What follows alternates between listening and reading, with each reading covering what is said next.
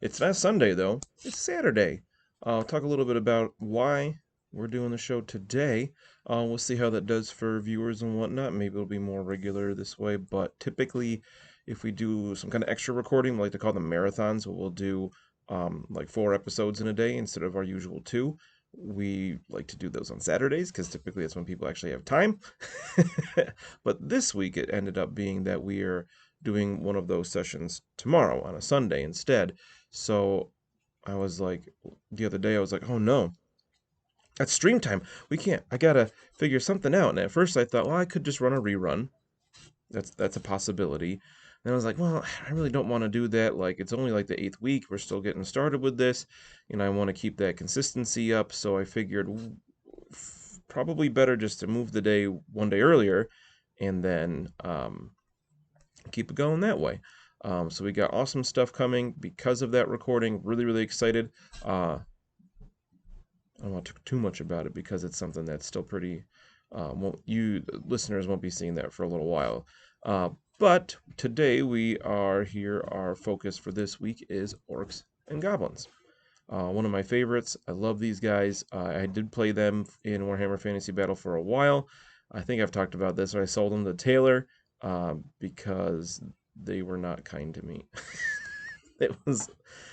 I've never thrown a die across the room in anger other than because of this army. It's just, uh, but their lore is awesome. They got so much cool stuff that's unique to Warhammer. We'll talk about squigs. We'll talk about goblins and the different types of goblins, and talk about black orcs a little bit. Even though they have a really bad name, one of the few things about AOS that I like better, that they gave them a new name that was a little less like what. So first thing, of course, is what's gaming? What's new in the gaming world around here? We recorded some Lost Omens yesterday, and it was awesome. We're in the middle of our first real dungeon. Um, at the time of recording, we're level 3, which is great. It's super fun. We're all very unique and have our own real different way of doing things in the dungeon compared to the other players, the other characters, which makes it really cool. First level that you don't have as many unique things for your character in Pathfinder, because Lost Omens is Pathfinder 2, of course. Our actual play of that Danny runs, taking us through the Extinction Curse adventure path, and it's great. I have a great time. We had so much fun last night. Like, my face hurt from laughing and smiling so much when we were recording the second episode of the night, and it's so good. If you haven't checked that out, like, even if you are like a Warhammer purist, you should check out the show, the Lost Omens podcast, because it's great. It's so fun. If you just like, you want to hear a good time, have a good time with us and listen. Um, Other than that, we got Crisis Protocol as always. Looks like we are not getting a model release in the upcoming month in March for whatever reason, which is disappointing. We have Inhumans coming out next week, as far as I know. We got a box with Black Bolt and Medusa, and then we have a box with Crystal and Lockjaw, which is awesome. Giant slobbery dog that can teleport people. Really looking forward to that. Hopefully the next time I get to play in the Power Phase, which is right here on this Twitch Monday nights at 7 p.m. Eastern, I'll be able to have some Inhumans painted up and be able to run them, and just not have any idea what I'm doing because they'll be all new. I've read over the cards once so far because the Atomic Mass game has showed that, but I don't know, figure something out. Maybe I won't use all 4 of them, and have somebody on my team that I know how to use. Maybe I'll throw Wolverine in there just to be annoying because he's hard to bring down with his healing. But yeah, I think tomorrow, no, not tomorrow because today's Sunday. On Monday night is going to be Tim and Taylor from the Lost Omens podcast, Mr. Throwlash Gaming himself. They're going to be throwing down something different. Taylor likes to try to think of a different way to play. So he wants to play the most elite a list he can with, I believe he's taken 3 6-pointers. He's going to have Thanos, She-Hulk, and Magneto. Seems really interesting. It's going to be really hard hitting. It's going to be really durable. But it's going to be really hard to win without KOing with only 3 models on the table. But they're all super tough and beefy and nasty. He also doesn't get an affiliation bonus, so that'll be interesting. Oh, hey, thanks, Kicked Out of the Hood. Thanks, Big Chuck, gifting out tier 1 subs to people. That's awesome. Thank you so much. Yeah, other than that, gaming, I've gotten some Star Wars Legion guys on the painting table. I'm about to paint up Captain Rex for my burgeoning clone army, but they'll probably take a back seat once I get those, what do you call them?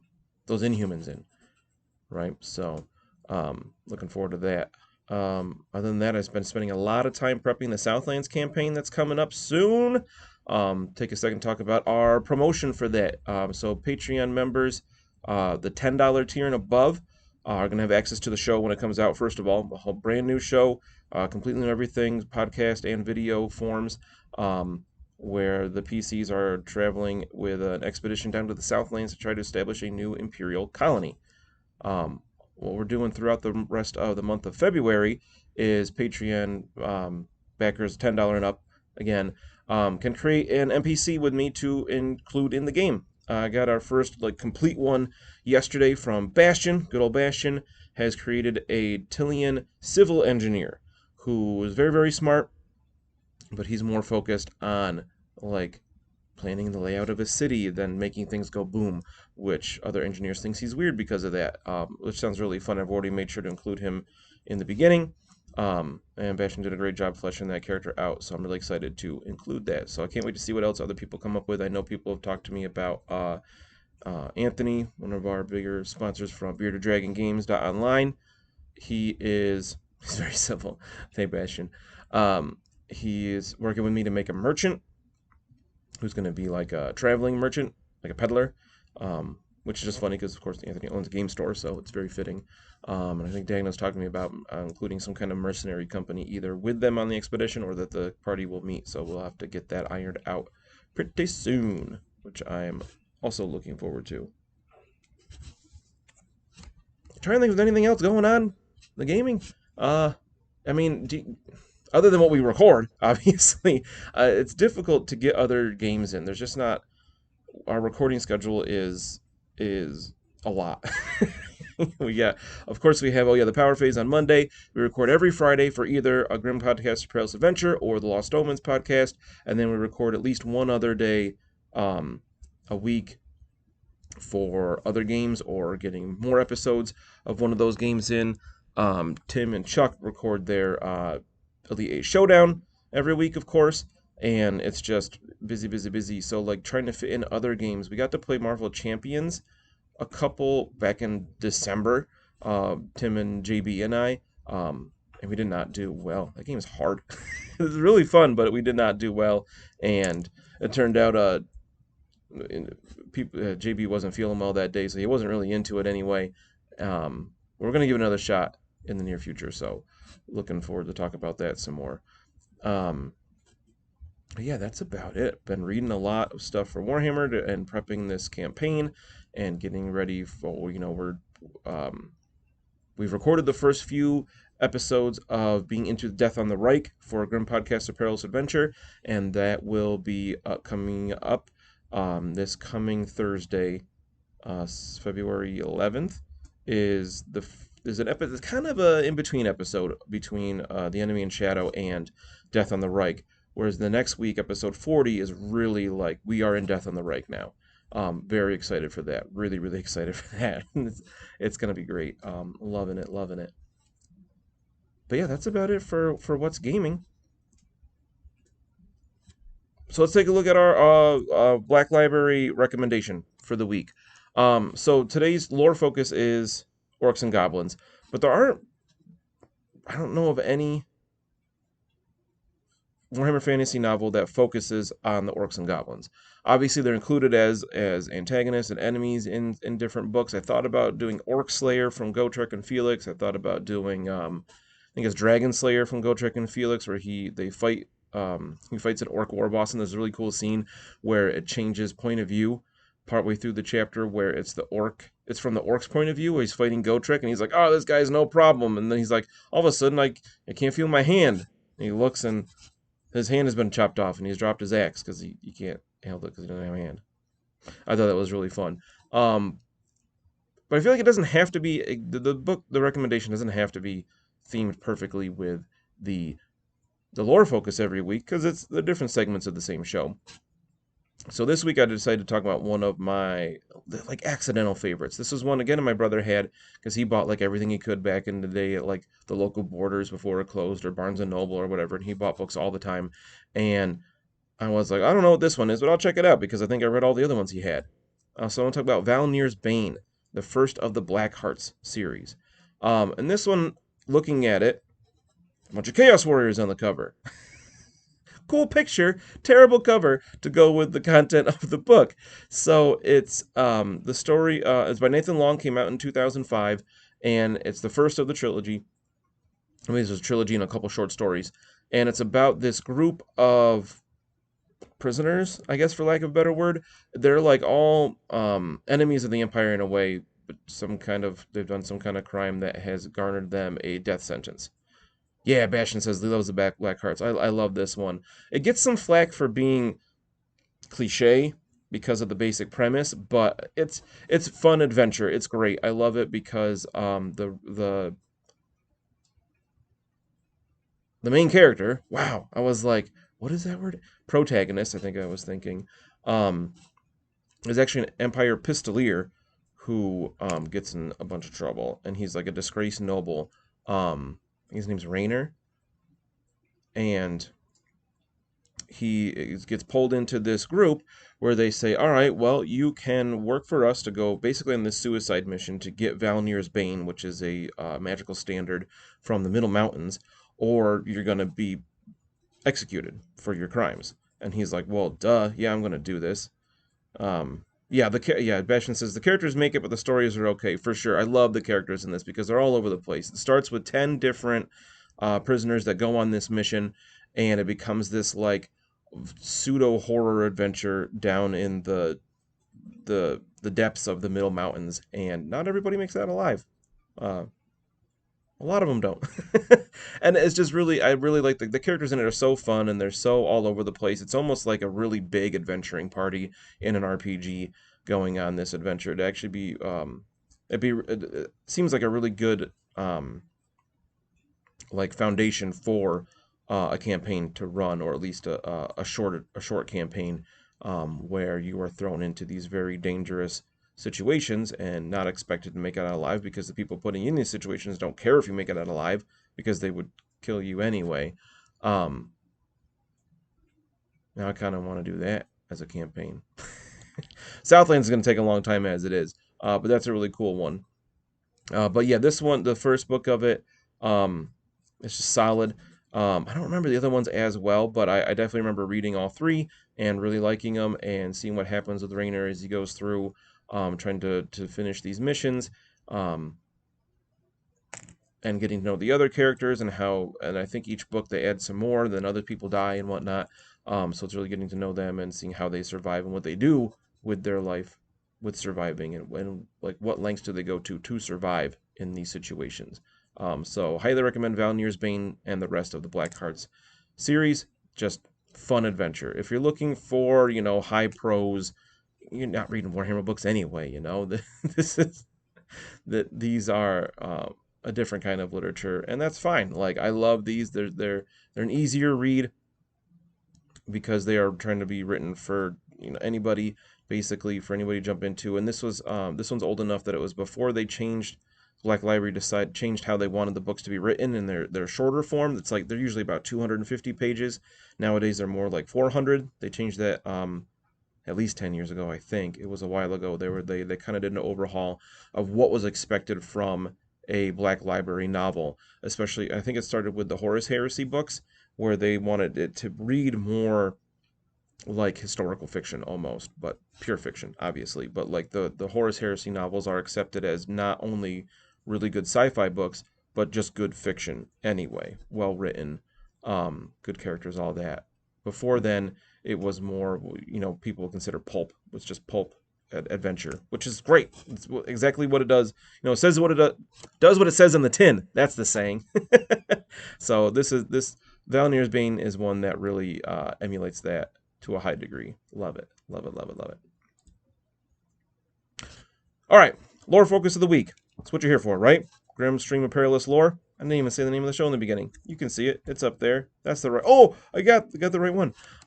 So talking about Orcs and Goblins. So these guys are special to me because I think they were my second Warhammer Fantasy army. Oh, I may have started at High Elves before. Either way, I really enjoyed this army for a long time. They were really fun, but trying to play them competitively at all, I just couldn't do it. Animosity ruined it for me every time. Anytime you had a unit of a certain size, a certain type, which was anything with orcs or goblins in it, you had to roll for animosity at the start of every turn in the Warhammer Fantasy Battles tabletop game. And that was just a d6, and you rolled a 1, you had animosity in the roll on this table, and it was all terrible. With the latest edition of the army, the 8th edition, I got the book here, with this, my not favorite David Gallagher cover. I'm just not a fan of his style much. It's not bad, I just prefer, like, this one was the 7th edition book. I think it's just better. I believe that's Paul Dayton, who's probably my favorite of the... Oh, sorry, Alex Boyd. One of my favorites, for sure. His stuff is always really good. But they made the animosity table in 8th edition just brutal, where... Sorry, I'm just checking to see if it gives cover credit in here. I don't see it. It just lists all the art. Oh my gosh, this book is 11 years old, 2010. Forever ago. Where everything you rolled on that animosity table was awful. And the best result you could hope for was to roll charge, where they would charge at the nearest enemy no matter what. That was the best result, even though it took them completely out of position. Everything was like, most of the time you wanted to use units in combat anyway. But I would always roll a 1, followed up with another 1, which was throwing stuff at a next closest unit, which would make them suffer animosity too, and it could just happen to... And I would roll, 3 out of 6 units animosity in a turn, and it was so frustrating the time I had a level 4 Savage Orc Boy Shaman, I think on a boar, so he was really expensive in a unit, and he squabbled 3 turns in a row, so I had no magic phase for half the game, and I think I finally gave up. I think I called it. I famously will play until 2 in the morning to not concede a game. There was a game we filmed with back when we did For Whom the Die Rolls. We did battle reports, mostly for 40k, but we did some fantasy and some AOS, and even a couple War Machine and X-Wing. Still up on YouTube if you want to check it out, For Whom the Die Rolls. But there was a game famously we played until 1 or 2 in the morning. I was playing AdMech, and Chuck was playing Dark Elves that he had bought off me, actually. And I would not concede, even though he was destroying me. And he got so mad where he almost conceded just for it to be over. I almost won because of being stubborn. But I'm pretty sure I conceded that game because after the 3rd turn of rolling Squabble for my Savage Orc Boy Shaman, I was like, I'm done. I can't. That's 400 points wasted. He's done nothing in this game because he just stood there going, Adoo. So, for those of you listening to the podcast, I picked my nose while I made that noise to drive home the point. All right, so what makes Orcs and Goblins awesome? First of all, they have so much choice. There's so much going on. You got orcs, you got goblins. There's so much. No, there's snotlings, there's squigs, there's giants, there's trolls, there's black orcs, like I said before. You even go crazy and try to find hobgoblins. That was part of the Chaos Dwarf army. So cool. But the first thing I want to talk about here, of course, is our Orc Boys Orc Warriors, right? These dudes were the backbone of the army, of course, unless you wanted to play all goblins, which is better anyway. And they were just kind of, lunkheads in combat. They were pretty good. They got better as the editions went on. They gave them more better combat rules, if that makes any sense. The Chappas was one of my favorites. In the first round of combat, they had +1 strength, so they would hit at strength 4, which was solid in those editions because it was enough to start penetrating armor. And if you had that on your basic units, most armies didn't have that. Pretty much every basic unit other than ogres was strength 3. So having strength 4 in the first round of combat was great. You can also equip them a couple different ways. You can give them a choppa and shield, or you could give them 2 choppas, and they would have twice as many +1 strength attacks. Their toughness 4, which was basically them, beastmen, and dwarves. And again, ogres were pretty much the only armies that had base toughness 4 core models, which was pretty sweet. So they were a little harder to bring down because, again, most of the other core units have strength 3, so they were harder to hurt. But these guys make up the bulk of any any proper which is when they rampage across the lands in these war bands, in these armies, they usually have a big, strong leader, an orc war boss, who is going to bust some heads to keep them together and declare this wah. So here's a orc war boss I have up there who is just the biggest and the best orc in the army. One thing I love about Warhammer orcs is they're proper greenskins, they're green, and they got big old tusks, of course, like orcs pretty much always have. They have huge mouths, and they just get bigger all the time. If an orc isn't killed in combat, it will continue to grow until they can potentially reach the size of an ogre, even. The biggest war bosses can rival an ogre in size and strength, but they're probably smarter than those ogres. The biggest issue with, like most things in the Warhammer world, one of the main reasons orcs haven't taken over yet is because of the infighting, right? Every orc wants to be the biggest and the best, and just because an orc war boss is the biggest and strongest right then, doesn't mean he's going to be the next day. Similar to the Beastmen, they can be challenged pretty much any time by any other boss. Obviously, if the other orc isn't big enough, he's going to get wrecked. It's not too often that you have a small orc leading an army, just because they're not going to be able to do it. Might is right in their society by far. They love having goblins around, though, because goblins are the ones that build things for them. The orcs themselves are not too crafty. Even like you could have an orc, specified orc rock lava, which was a catapult that threw rocks, of course, but it was crewed by goblins, and there was an orc overseer with a whip. Whoosh, where there's a whip, there's a way, and he would tell the goblins what to do it, but they were the ones to build the thing. So here I'm going to do a whole episode on goblins in the future, because we have two different types of goblins. Keep forgetting which hand is covered up by the picture here. We've got regular old goblins that had a very Mongol feel to them in their aesthetics. They were vastly overshadowed by the Night Goblins, which is where it's at with goblins. They tried to make them different, the two types different enough, and have their own roles in the battlefield, where regular goblins they had wolf riders, which were really, really fast, as cavalry, and all the artillery were regular goblins. I guess we'll say just goblins. And then later, I think it was the 8th edition book, they added I lost the name. Nasty Skulkers, which were like goblin assassins that would hide in units, and then when they got in a fight, they would pop out and stab people in the back and stuff.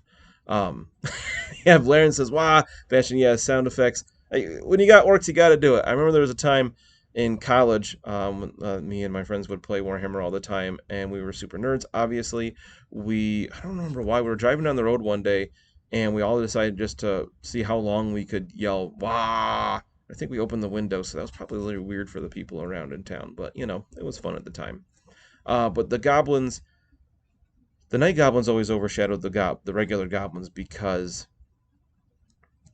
they look cooler. They had this, we can see in the picture here, they had this aesthetic with these conical hoods. They wore robes. They were the goblins that lived in caves and like dark forests and whatnot, because they really didn't like the sun. They're actually faster than regular goblins. They had this weird thing where they traded a point of initiative for a point of leadership. So their leadership was worse. They'd run away easier, but they were quicker. They had a higher initiative than the other goblins. But the big thing about Night Goblins, what made them better, was fanatics and squigs. Blair says, students did weird stuff that freaked out the locals? Surely not. Yeah, we were pretty tame, but it's still pretty funny. But fanatics were, I forgot to find a picture of them. Let me see if there's one in this image of Night Goblins I've got here. I don't think it shows a fanatic directly, but a fanatic looks like any other goblin. They were great on the tabletop because you could hide them in units. You had to declare when you're building your army what units had how many fanatics in them, and they were expensive. Like a regular goblin's like 2 points, a fanatic was like 25. And they would be fed a bunch of madcap mushrooms, right? Already starting out great. Mad Cat mushrooms. And these mushrooms would make the goblin just go crazy. And he wouldn't feel pain. He wouldn't get a surge of adrenaline and be strong for a goblin. And they would give him this huge ball and chain, where the iron, like an iron ball that was bigger than him, and they had this long chain.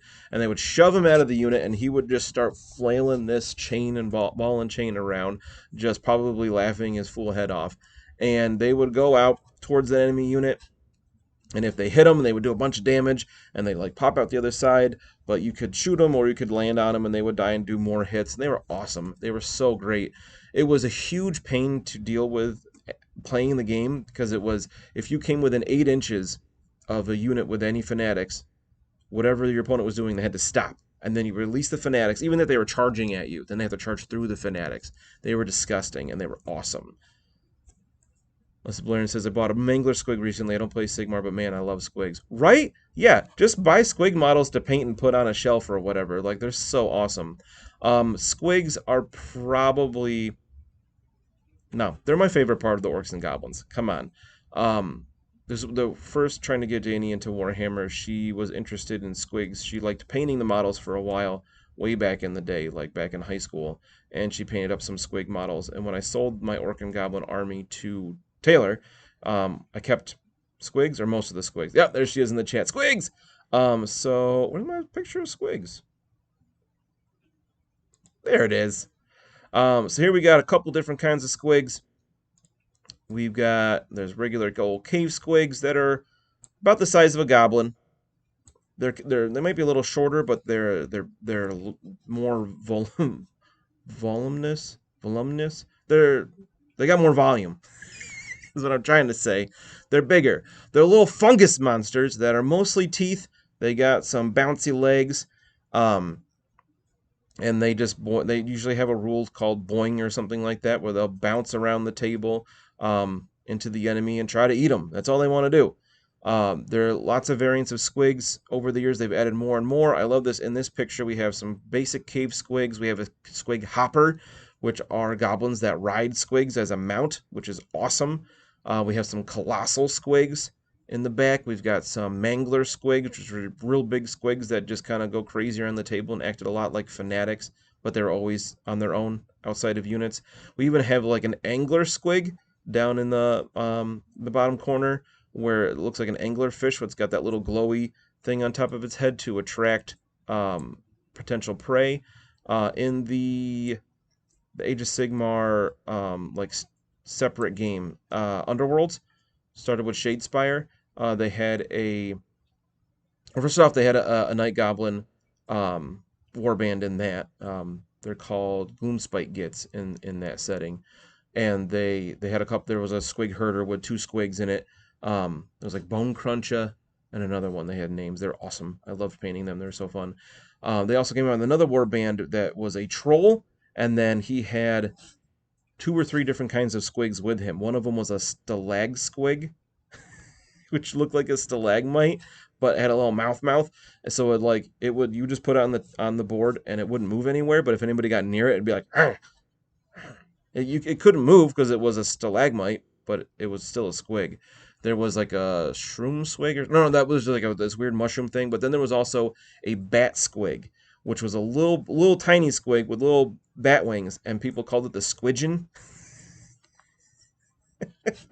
Some people were really upset when they learned it was just called a bat Squig and not a Squidgen. But oh my god, that was so cute. I actually ended up I had that warband briefly, but then I was never gonna play it, so I actually sold that one to Taylor, and I don't think we've ever played Underworld since. That's another great game I'd love to get back into, because that was really, really good, solid. Best thing to come out of Age of Sigmar easily is Underworlds. If you haven't checked it out yet, give it a look. Really good game, really well balanced for GW. Shocking, because they're all self-contained warbands that you have on a grid playing field. It's they're hexes, and each warband you have these models in it. They have these rules. You don't get to change all this stuff about them, which some people like, some people don't. But what you can change, you have 2 different kinds of decks of cards. You have a objective deck that you can customize, and you have like they call it a Gambits deck now, I think, that has cards that do different things during the game that you can customize as well. So you can still customize things beyond what models are in your warband. I see it blaring. Gotta go chase the kid down. But yeah, squigs are the best. I love squigs. Probably the second best thing that come out of Age of Sigmar is the Gloomspite Gitz army, where you can play all squigs. You can have all your little fungus monsters running around. If we're talking about, we started with orcs kind of getting smaller as we go down to goblins, squigs. We got to talk about snotlings. Everybody loves snotlings. Snotlings, here's a picture of a snotling pump wagon, which was their version of a chariot. Orc and Goblin army was interesting because they had 3 different variants of chariots. You had the Goblin Wolf chariot, and you had Orc Boar chariot, and then you have a Snotling pump wagon, which they didn't have anything to pull it because they weren't able to wrangle anything. They're too small. They're like goblins, but smaller. They're like 2 feet tall, maybe a foot tall in some cases, and they are just nasty little ankle biters that just want to cause mayhem.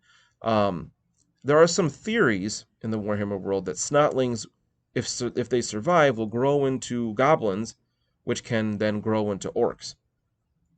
Not one that I prescribe to. I don't like. I like the Snotlings growing into goblins. Sure, they're just young goblins, maybe, or something. But the idea of goblins growing into orcs, I'm not a fan of. I don't like that idea. I think that they need to be separate. They're all fungus creatures. They grow from spores and fungal things. This is more developed in 40K than fantasy, but they were kind of leaning that way more and more as lore developed. I think that's official in Age of Sigmar, but we're talking about fantasy here. We're talking about Warhammer Fantasy. So that's one thing I love about the Warhammer world, though, is that those things are never really set in stone. We talked about with maps earlier in previous episodes that sometimes the maps don't match up because that's just the way that world is.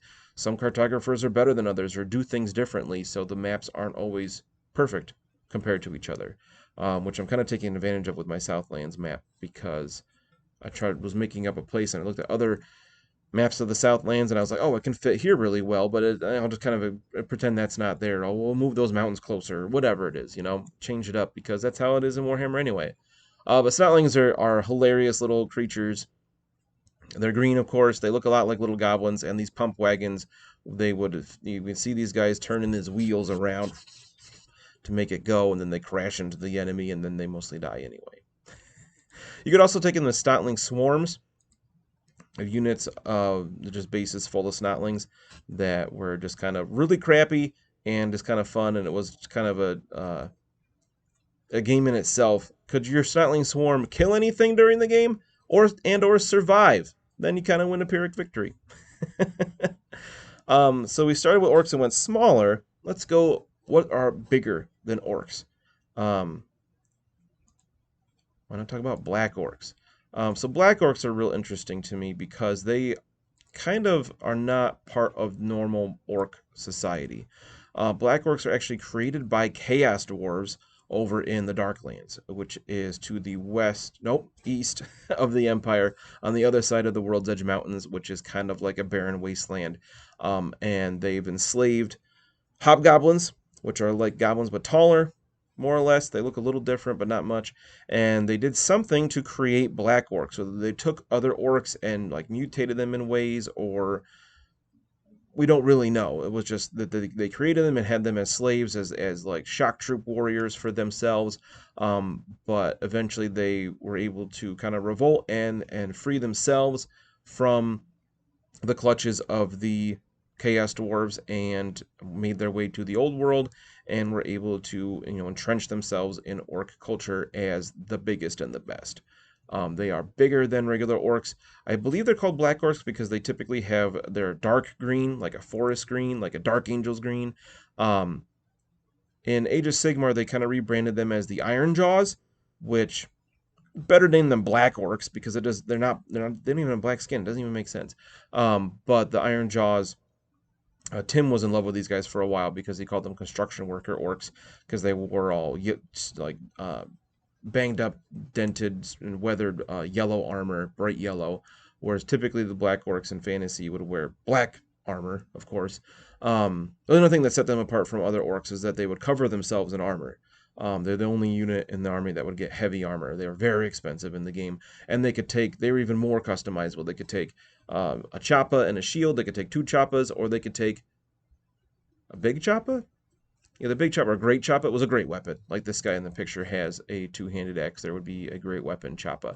And I believe that they counted as having everything, and when a combat started, you could elect what they were fighting with to show that they were elite warriors that knew how to fight against different types of opponents.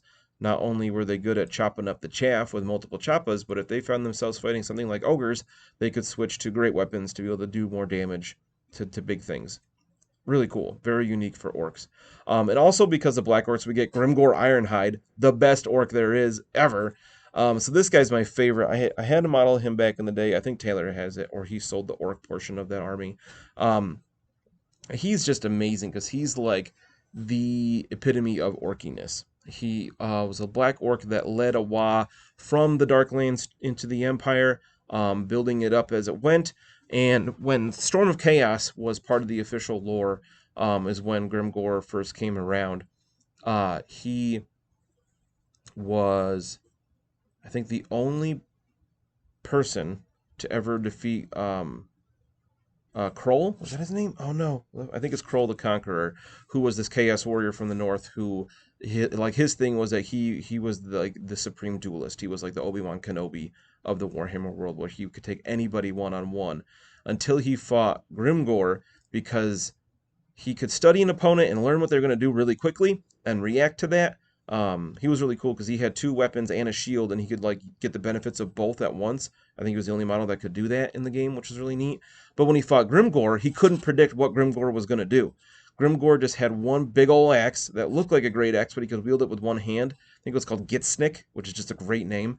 And the way Grimgor fought, he couldn't predict what Grimgor was going to do, because Grimgor is just as likely to bite you, as headbutt you, as chop you with his axe, as knee you in the nads or something like that. Like, he fought in this way that was not what Kroll would expect, and he got beat for it. Grimgor didn't kill him at that time because he saw him as a worthy opponent, and he was kind of like, hey, you can keep doing what you're doing. You're kind of doing the same thing we are, but we're going to go this way now, and you're going to leave us alone.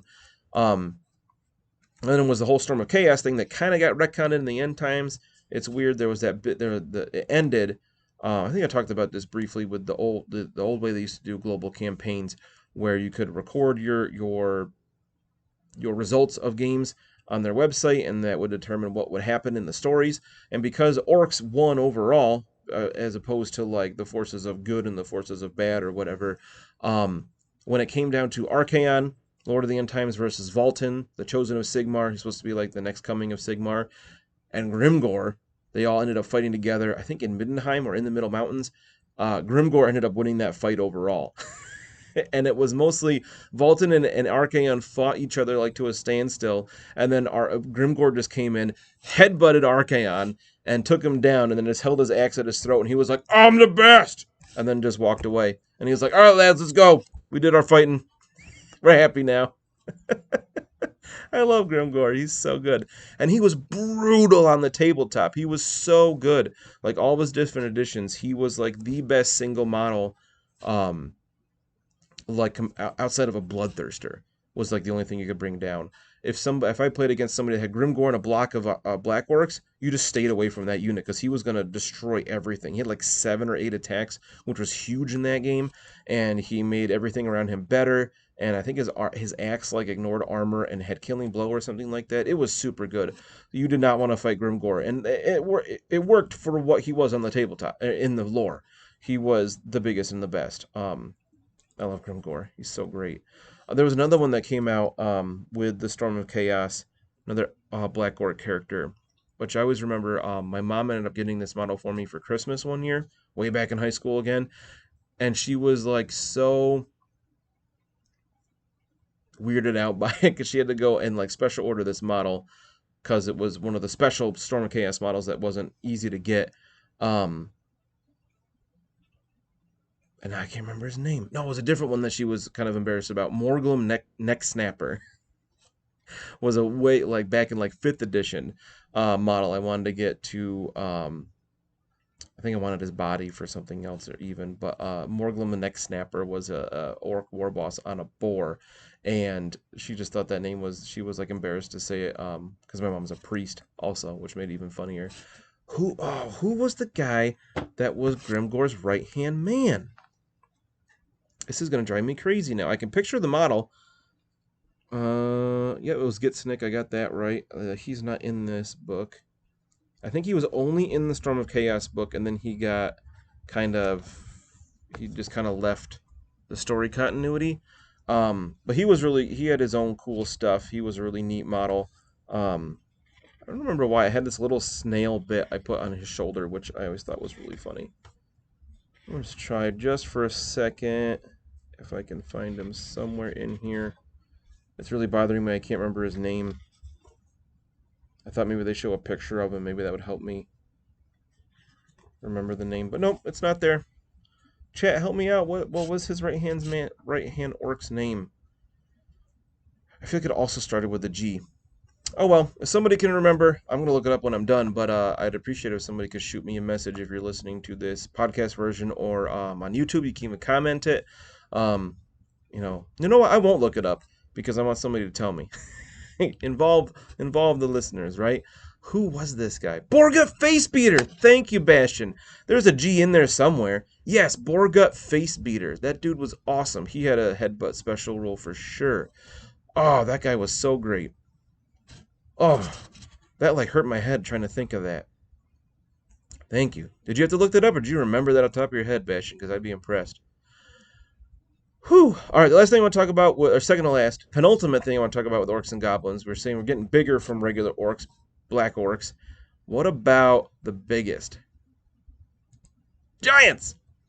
All right, I really wanted to find a picture of the black and white picture that they use in the army book of giants because I literally like that image.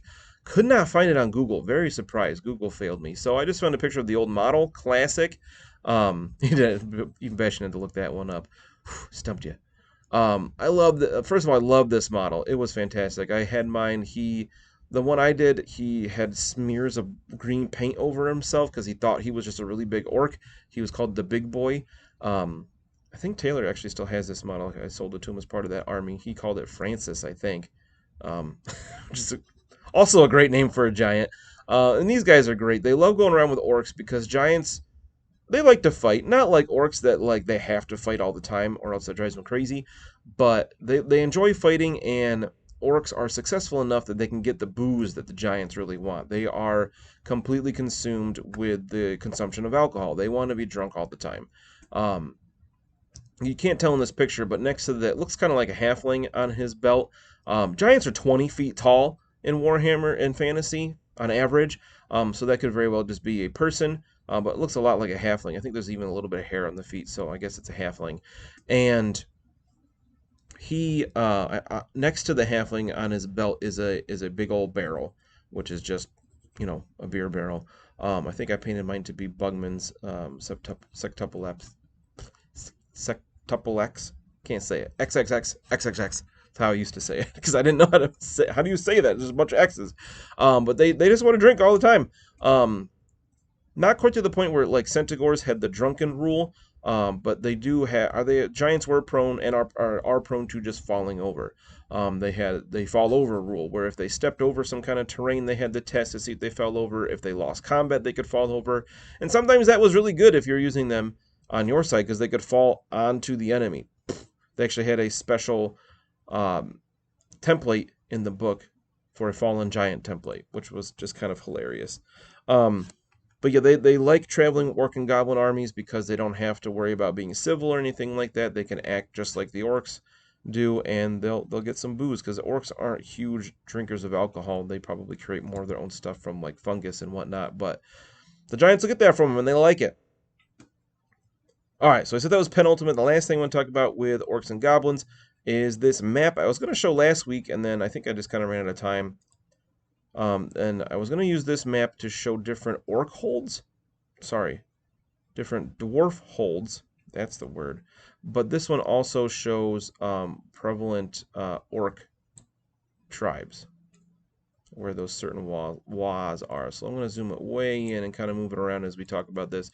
So you can see in the Empire, we got quite a few different things. I like this map a lot because it breaks it down into different types of tribes. You can see in like Talabheim, there's a Gloomfang tribe, and it's denoted by a spider, so that would be forest goblins, spider riders. That they added later to give regular goblins a little bit more something to do, so they weren't totally outshined by night goblins. Sebastian says, I seem to recall in very early lore they wanted to be drunk all the time because being so big caused them pain. Yeah, I know people that are very tall. A friend of ours is 6'8", and I asked him one time something about that, and he said the worst part about being that tall is his back hurts all the time, no matter what, just because he's so tall. So yeah, giants are as 20 feet tall. They're very strung out, and they're in pain constantly because of that. So yeah, they want to drink all the time to kind of numb that or try to get rid of it. So we can see there are lots of goblin tribes in the Empire. We've got some orcs around. Those skulls represent orc tribes. In the mountains, we see some moons. The Red Eye Mountain here, we have the Red Eye tribe. That is a Night Goblin tribe. We can see in the Darklands, we have more orcs. We have the crossbones representing, like not forest goblins, but regular goblin, even like more vanilla-y goblins. Let's see, what are some other big ones? Carrick Eight Peaks. We have the Crooked Moon tribe, which is where we know good old Skarsnik from Skarsnik and Gobla. Love those guys. Had the old models and then never got the newer ones. We see them all throughout. The Badlands is just full of goblins. We got Savage Orcs down here with the weird looking face by the Badlands title. We have image of the Savage Orc tribes, which I kind of forgot about them. I was never a huge fan of Savage Orcs as compared to other orcs. I felt like they were a little too like stereotypical, just the dumb orcs. I did really like their the war paint stuff, where they had like they would daub themselves in war paint that became magical because they believed it was. And it was something that worked as like a ward save and made them better protected. They typically are orcs from like the Badlands or down in the Southlands. Yeah, the thing with them is they had like two unit choices. There was just basic Savage Orcs, which were okay. They were just Orc Warriors with no armor, but with the war paint, and they had Frenzy, so they had more attacks. The big thing was that they only had metal models for the longest time, so they were super expensive back in the day. They did finally get plastic models, I think, with 8th edition, but it was kind of I think I had moved on from the army, so I never actually had any Savage Orcs, so I did forget about them for a minute, but they were they're neat. I think in Age of Sigmar they're called like Bone Splitters or something like that, but they still only have like two choices, like regular Savage Orcs or Savage Orcs on boars. And you can have a Savage Orc Shaman, which is a shaman with a war paint and frenzy. But it added another level of complexity to the orcs, so I did like that they were there as an option, something different. Alrighty, so we are... Oh, I plugged in my computer, but I forgot to turn on the power strip. My battery was about to die. Good thing I noticed that. So last part of this. So that's it for Orc Lore Focus. Onto our kind of viewer interaction part. People have questions or anything. Obviously, if anybody has questions or anything about orcs or goblins or noblars even, which we'll go over more in an Ogre Kingdoms episode in the future, or hobgoblins or black orcs or trolls. I kind of skipped over trolls. Because they're kind of all over the place. They're just kind of monsters in the Warhammer world, but they were a common sight in Orc and Goblin armies. You could have river trolls or stone trolls, and then you just have regular trolls that were still awesome. Taylor loved to field a single troll for what I think for the longest time he only had one, but he liked to field he take a unit of one troll in 8th edition just because it was a pain. You couldn't just ignore it, because if it got into combat, it was going to do something before you killed it. And if you shot it, you weren't shooting something else. And it was just one of his. He liked throwing a ton of chaff out there, and then a couple really good units with a ton of goblin characters with great weapons. He was pretty good at that game, and it was really annoying. Sebastian says, this business about orcs and goblins being fungus creatures is that new lore, as I'd never heard of it until it was mentioned in the PCN Discord the other week. So, it's something that was really well established in 40K a long time ago, and they've kind of worked it into fantasy stuff over the time, because they never there was never really any official lore about how orcs reproduced. So I think it was just kind of the idea where they just kind of made more orcs, where they can kind of bud in a way. They can create spores. I don't know if it was ever totally canonized in Warhammer Fantasy before they blew up the world, but I'm pretty sure that's what it is in Age of Sigmar. So I think we can kind of turn the clock back and say that's how it works in fantasy as well. I kind of jumbled them all together, after my lore from all the different things. I'm gonna go with their fungus creatures in fantasy as well. I mean, if somebody can prove me wrong, that's totally fine, and I'll kind of issue a statement in the next episode. But for now, I'm gonna go with fungus creatures. I know squigs are for sure. They are definitely part fungus, part animal, or like funganimals kind of thing. But I'm pretty sure orcs are too. Orcs and goblins.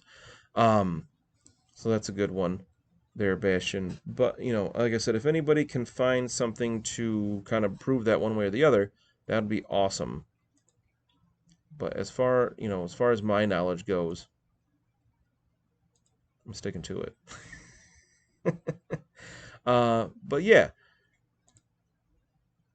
I'm trying to think. What's coming up next? Let me take a look at the schedule. I don't remember. I think it's Bretonnians. I don't want to say too much before I look at my schedule, because I can never remember. Next up is Ogres. All right, so I was kind of going back and forth between like the quote good guys, quote bad guys. But why not mix it up? Next week's going to talk about ogres and ogre kingdoms specifically. We'll go over to the Mountains of Morn, see what's happening over there. So we're going further east than the Darklands. I love these guys so much. I think they're on this side of me. Got an army of them there. Maybe I'll actually remember to show some models this time.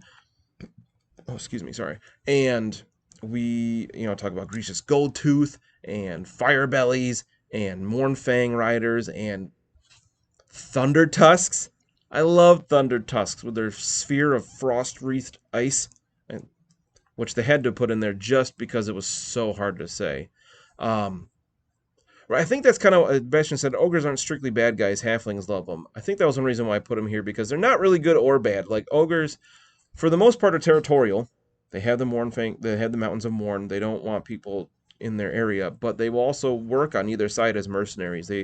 Ogres were not their own army for a long time. They were back in the Dogs of War rules, where almost any army could take units of ogres and ogre man-eaters and things like that. And then when they got their own book, they kept those rules. So, like, they did a really nice job with getting ahead of myself. I'll talk about that next week. But yeah, ogres are great. I love that they're not really good guys or bad guys. They're kind of in the middle. Kind of like orcs in a way. Orcs and goblins, like, they're going to raid and pillage, but they'll do that to the Chaos Warriors as well. Like, the Empire doesn't like them because they're marauders, but they'll kind of help them out sometimes when they're fighting chaos on their behalf, just because they want to fight.